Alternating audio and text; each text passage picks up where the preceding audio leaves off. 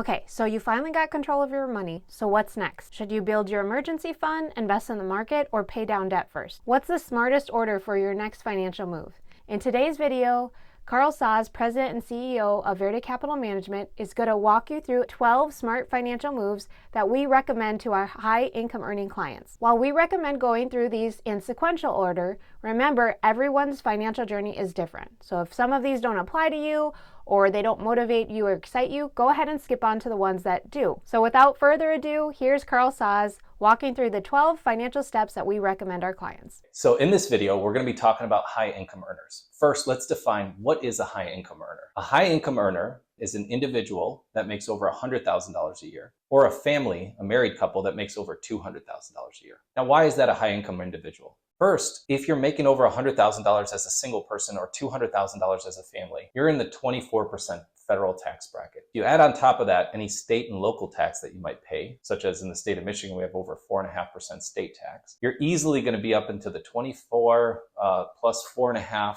so close to 30% taxes. Every last dollar that you make is going to be taxed at that 30% tax rate or higher. Once about a third of your income is going to the IRS, you have to start to think strategically about what's the best way for me to defer, eliminate, or not pay the tax entirely, right? And I'm not talking about anything illegal. We're talking about all legal methods for doing this. So let's start with some saving strategies for high income earners in particular, and what they can do and what they should be doing and in what order they should be doing that. So let's start with number one. So the first thing that we want to be doing as high income earners is having a proper emergency fund. The first place I would save is cash. Now, what does that look like? Could be a savings account, could be a checking account, but what I'm looking for primarily in that account is liquidity, right? I want to be able to access my money quickly. The rate of return is not so important. And here's why cash is so important first. Until you have adequate cash set aside for an emergency or an opportunity, if anything goes wrong, now you're trying to get money out of an account that's really not set up to be liquid or to be accessible at all times. So cash is the first place that I would put money. Typically, what I recommend is our Verde Flourish savings account, which gets 5% interest today. We have high interest rates, so you might as well take advantage of the interest rate. That savings account is completely liquid. You can access it typically within 24 to 48 hours. And I would keep no less than 3, no more than 12 months in a cash reserve. Typically, 6 months is kind of a nice number to kind of think about. So again, if I'm spending, let's say, $10,000 a month, and as a business owner, I'm thinking, I want to have that money for the possibility that maybe my business goes through a slowdown, or I need the money for an opportunity, like the land next to me just came up for sale and I need the down payment, right? I'm going to want to have that emergency fund readily accessible. And again, 6 months I think is a good target. So spending $10,000 a month times $60,000 in a savings account, I think is perfectly acceptable. Number two, I want to be doing the 401k plan that I have up to the match. If you have a 401k plan, many 401k plans, in fact, most of them offer some sort of match. So think about, for example, if I'm putting in 5% and my employer gives me a 5% match, that's 100% return on my money. So I need to be doing that first before I do anything else. Some people would say, well, what about a credit card? There's no credit card with 100% interest rate, right? So the 401k plan should be done up to the match even before you pay down high interest rate debt like a credit card. So 401k match is number two. Number three, if you have an ESPP or employee stock purchase program, these are phenomenal plans and in many cases are going to be more liquid than the 401k, meaning you can access the money quicker, but will have very similar growth benefits and tax benefits. So as an example, with an ESPP, I can buy my company stock, and typically I'm buying that company stock at a discount to the fair value of where that stock trades in the market. Every employee that works at a company, if they're serious about being part of that company and add value long term, should be looking for ownership in that company. So ask your employer,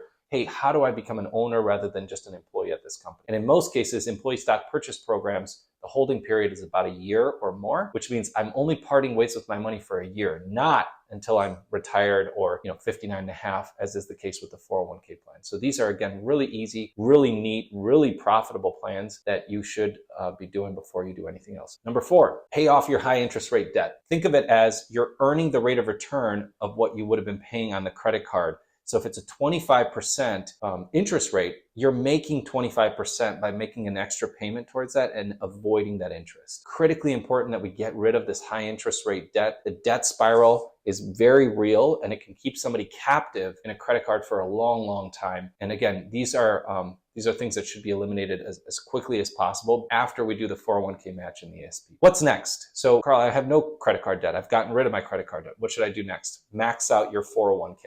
So we talked about the 401k and doing it up to the match. In my case, right, if I do 5%, my company's going to give me another 5%.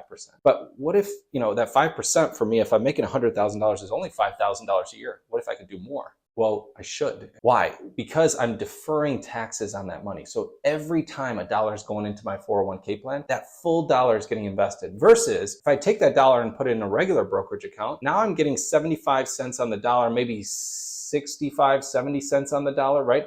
At my tax rate, if I'm in the 24% tax bracket plus another 5% for state tax, you got to think 30% of my money is gone, okay? Now, if I take that $100, let's say, and it's going into my 401k plan, the full $100 gets invested. If I take that $100, put it in a regular account, it's $70, not $100 anymore. I need to make about a 40% return on that money just to get it to equal where the 401k gets to start. So the 401k is going to be one of the best tax savings vehicles, and provided that you have little to no high interest rate credit card debt, maxing out the 401k should be the next thing that you do. Number 6, an HSA. What is an HSA? HSAs are health savings accounts. These accounts are some of the newest accounts that we talk about here. Today, you can put money away, tax deferred, right, into an account where you'll get a tax deduction today for putting it away. The money will grow without taxation, and when you take it out, if it's for healthcare reasons, it's tax-free. So it has a triple tax benefit. There's a deduction going in, there's deferral ongoing, and there's a tax-free nature coming out. Some people also say, well, what if I have money in my HSA and I don't need to use it for healthcare? Well, after the age of 65, you can actually use it for just retirement, right? You'll pay taxes on it coming out, but it would have still been deferred along the way. And most people, I tell them, don't really worry about spending money on healthcare because you will need it at some point. Even if you wait till you're 70 or 80 years old,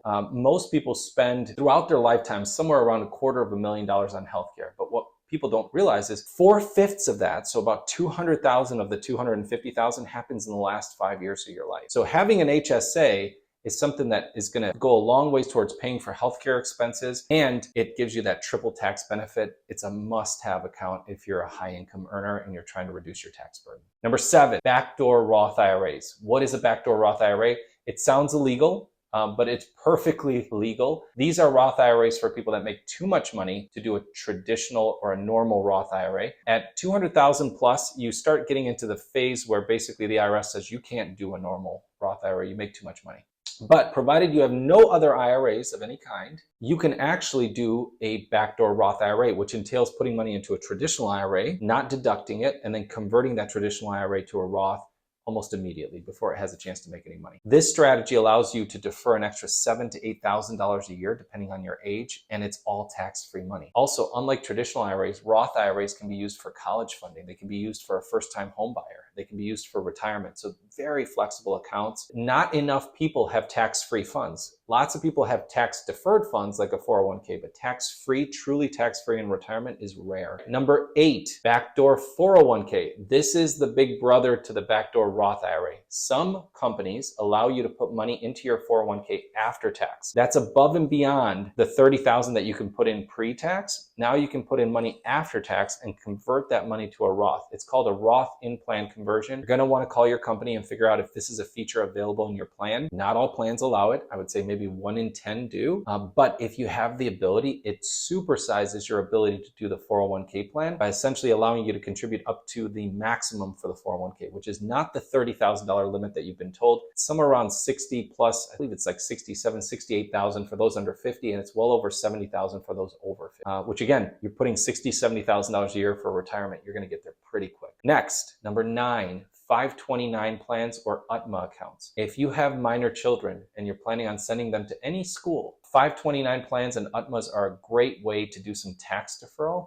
529s are tax-free, so they're kind of like the Roth IRA. You put money in after tax, take it out for school, and it's going to be totally tax-free. UTMAs are a little bit different, more nuanced, but you can actually make an UTMA very similar to a 529 plan in that you can use it for college. But unlike a 529 plan, an UTMA can be used for anything as long as it's used for that child. So it can be used to start a business, to buy their first house, to pay for a wedding. Great way to do some tax deferral and eliminate some taxes that you would have been paying if you were saving for that child in a normal account. Number 10, taxable accounts. What are taxable accounts? Normal brokerage accounts. We actually see these less than we should. A lot of people have done a lot of work to put money into IRAs, but what about that regular account where you can just put money in, pay taxes along the way, and not have to pay it coming out?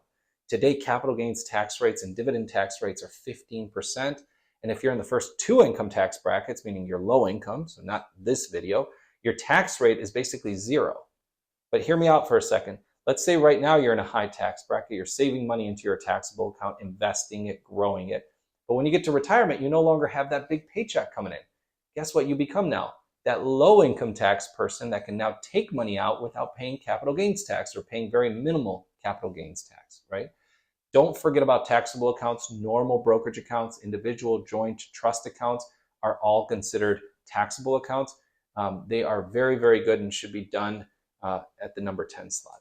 Number 11, real estate. So real estate has some really neat benefits, right? If you're ready to buy your first either investment property or you're ready to buy a real estate investment trust, in many cases, real estate's going to be a big, big ticket item. You're going to have to spend a lot of money or it'll be a big chunk for you to commit, right? So you don't want to be committing to real estate, doing that as kind of your first order of operation until you've taken advantage of all these other tax privileged accounts. But once you're ready, and if real estate is in your wheelhouse, something that you want to invest in, then real estate should be done after you've done taxable accounts. And then number 12, and the last place you should put money is your low interest rate debt. Low interest rate debt is any interest rate that's typically below the Fed funds rate, which today is 5.5%.